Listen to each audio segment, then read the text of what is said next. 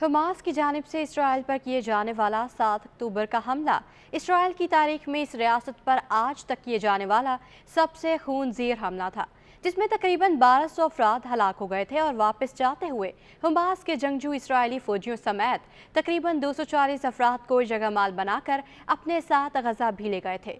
Hamas के इस कामयाब तबाहकुन हमले के बाद लोगों के जहनों में एक ही सवाल था कि हमास ने यह हमला कैसे किया और इस कामयाब हमले का मास्टरमाइंड कौन है।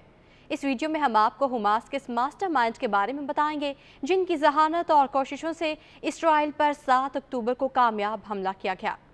इसराइली जेलों में अशरों कैद काटने वाले हमास के दाखिली सिक्योरिटी ढांचे के बानी और अमेरिका को सबसे ज़्यादा मतलूब 61 साला याहिया अल-सवार कई बरस से गजा की पट्टी में हमास के सरबराह हैं।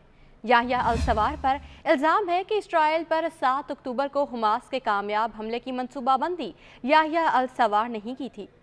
इसराइल को गजा पट्टी में हमास के सरबराह की शिद्दत से तलाश है। याहिया अल-सवार की उम्र इस वक्त 61 बरस है और उन्हें 7 अक्टूबर के बाद से अब तक किसी ने नहीं देखा। अल-सवार के साथ कई बरस इसराइली जेलों में गुजारने वाले हमास के अबू अब्दुल्ला नामी एक रुकन के मुताबिक याहिया अल-सवार अपनी राजदारी के लिए जाने जाते हैं और वो बहुत होशियार सिक्योरिटी ऑपरेटर हैं। अबू अब्दुल्ला ने 2017 में अपने साबका साथी कैदी को गजा की पट्टी में हमास का सरबराह मुंतखब किए जाने पर बताया था, अल-सवार बड़े तहम्मुल से फैसले करने के आदी हैं और बात अगर हमास के मफादात के तहफ़्फ़ुज़ की हो तो इनकी सरगर्मियों का खोज नहीं लगाया जा सकता। याहिया अल-सवार गजा की पट्टी के जनूबी हिस्से में खान यूनिस के महाजर कैंप में पैदा हुए थे और उन्होंने हमास में उस वक्त शमूलियत इख्तियार की जब तकरीबन 1987 में शेख अहमद यासीन ने इस ग्रुप की बुनियाद रखी थी। इसके अगले ही साल अल-सवार ने हमास का अपना दाखिली सिक्योरिटी ढांचा कायम किया। याहिया अल-सवार ने गजा की इस्लामी यूनिवर्सिटी से तालीम हासिल की थी और फिर मुख्तलिफ इसराइली जेलों में 23 साल तक कैद काटने के दौरान इन्हें इब्रानी ज़ुबान में इतनी महारत हासिल कर ली थी कि वो ये ज़ुबान रवानी से बोल सकते हैं। इनके बारे में ये भी कहा जाता है कि वो इसराइली सकाफत और माशरे की बड़ी गहरी सूझबूझ भी रखते हैं। अल-सवार को 2 इसराइली फौजियों के कत्ल के जुर्म में 4 मरतबा उम्र कैद की सज़ा सुनाई गई थी। फिर 2011 में जब इसराइली फौजी गिलाद अशालियत की रिहाई से मुतालिक मुफाहमत हो गई तो इसराइल ने जिन 1027 फ़लस्तीनियों को रिहा किया था, उनमें से याहिया अल-सवार सबसे सीनियर फ़लस्तीनी कैदी थे।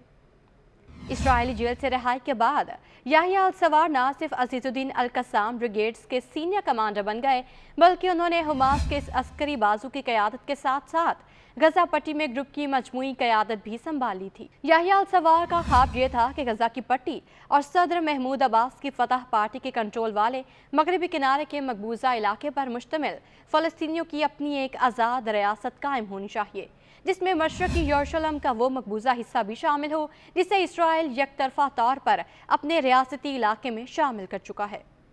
गजा में हमास के सरबराह का नाम अमेरिका ने 2015 में अपनी सबसे ज़्यादा मतलूब अफराद की फहरिस्त में भी शामिल कर लिया था।